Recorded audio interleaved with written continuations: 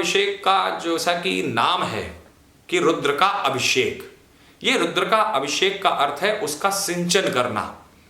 जैसा कि सबसे प्रमुख बात है, जब वहां रुद्राभिषेक किया जाता है तो शुक्ल यजुर्वेद के अंतर्गत में रुद्राष्टाध्यायी है और रुद्राष्टाध्यायी में 213 मंत्र हैं और उन 213 मंत्रों का जब पाठ किया जाता है तो वहां पर एक ऊर्जा का निर्माण होता है। इसको आप दूसरे रूप में देखिए कि अगर एक अनजान व्यक्ति, अननोन पर्सन अगर आपको गाली देता है जिसको आप जानते नहीं, तो आपको गुस्सा स्वाभाविक रूप से आता है और जब वो गुस्सा आता है तो आपके शरीर का बीपी हाई या लो होता है और आपका मन उचाट हो जाता है और आप उसको मारने की चेष्टा करते हैं। तो सोचिए, जरा विचार कीजिए और थोड़ा सा आप इस पर चिंतन कीजिए कि जो अनजान व्यक्ति है, अननोन पर्सन है, जिसको आप नहीं जानते, उसके केवल कुछ साधारण से शब्दों को कह देने मात्र से आपके शरीर के अंदर बदलाव आ जाता है। तो जरा विचार कीजिए, हमारे यहाँ पर वेद के माध्यम से जब उन मंत्रों का पाठ किया जाता है तो क्या उससे हमारे शरीर के या हमारे आसपास के या हमारे इस समाज के उसमें कहीं ना कहीं बदलाव आएगा या नहीं आएगा?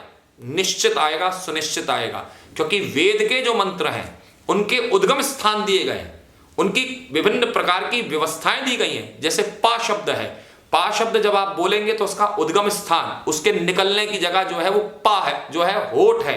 आप बिना होठों को मिलाए पा नहीं बोल सकते हैं। उपपदमनिया नाम मुष्टौ, एक सूत्र है व्याकरण में कि पवर आपको बोलने के लिए आपको होठों को मिलाना पड़ेगा। ऐसे ही अकुह विसर्जनिया नाम कंठा, कुछ शब्द ऐसे हैं, कुछ वर्ण ऐसे हैं जिनको आप कंठ से बोलते हैं।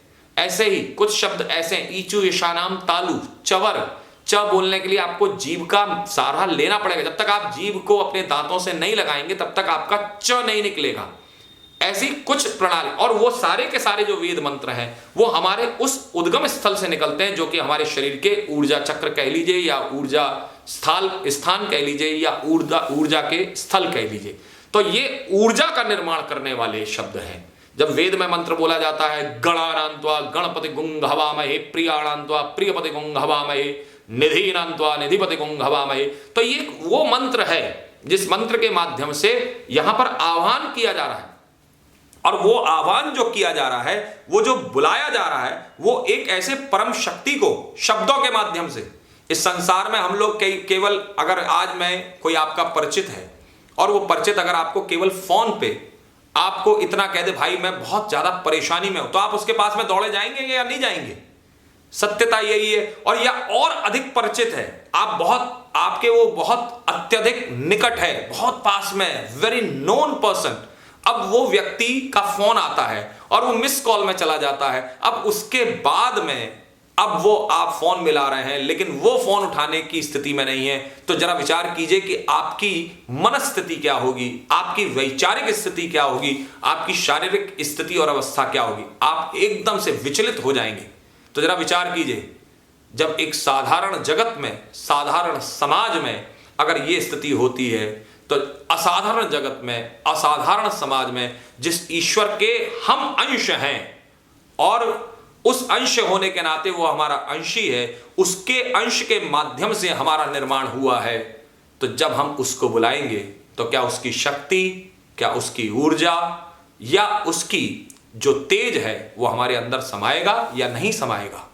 प्रश्न आप लोगों के लिए है, विचार कीजिए और भगवान शिव आप सभी का कल्याण करें। भगवान शिव आप सभी को एक सद्मार्ग दें, क्योंकि शिवोपासना एक ऐसी उपासना है जिसके माध्यम से बाकी सब देवताओं की उपासनाओं में आपको कुछ ना कुछ की आवश्यकता पड़ती है, लेकिन भगवान शिव की उपासना के लिए बड़ा सुंदर शिव महापुराण में कहा गया है कि शिव व्रतैक निष्ठस्य न शौचम न च सूतकम। जो भगवान शिव के व्रत में निष्ठा रखता है वह ना तो कभी अपवित्र होता है और ना ही कभी उसको सूतक लगता है। अर्थात जो शिव को धारण करने वाला है, जो शैव है, जो भगवान शिव का अनन्य उपासक है, वह व्यक्ति साक्षात जब शिव के परम तत्व में लीन होता है तो उसी को हमारे यहाँ कहा गया है चिदानंद रूपः शिवोहम शिवोहम, अर्थात वही शिव मैं हूं, मैं शिव हूं, मैं शिव हूं।